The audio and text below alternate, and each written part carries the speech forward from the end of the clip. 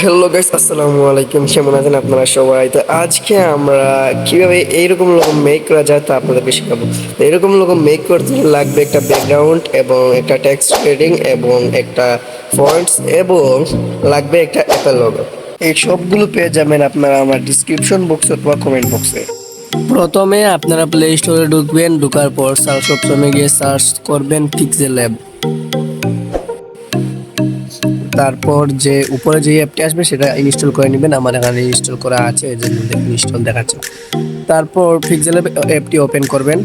অ্যাপটি ওপেন করার পর ইম্পোর্ট করবেন আমি যে ব্যাকগ্রাউন্ডটা দিয়েছিলাম।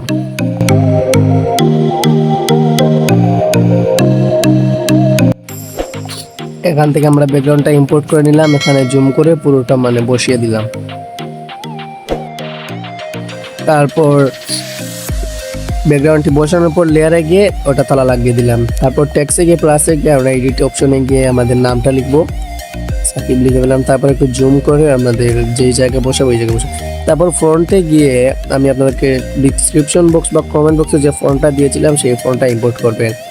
তারপর একটা জুম করবেন, জুম জাম করে আপনি যেরকম বলেন। তারপর টেক্সটটা ঢুকবেন, তারপর এই যে ইমেজ অপশনে অন করবেন। তারপর আমি যে আপনাদেরকে একটা টেক্সট গ্রেডিয়ান্ট দিয়েছিলাম ওইটা ইম্পোর্ট করবেন।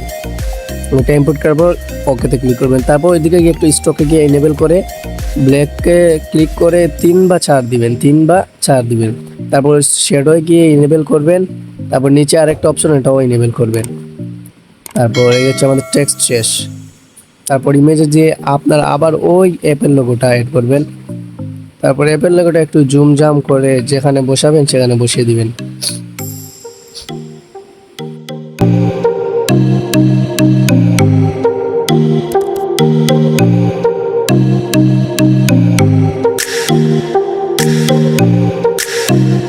অ্যাপেল লোগোটা বসানো শেষ। এখন সব লেয়ারগুলোতে তালা লাগিয়ে দিলাম।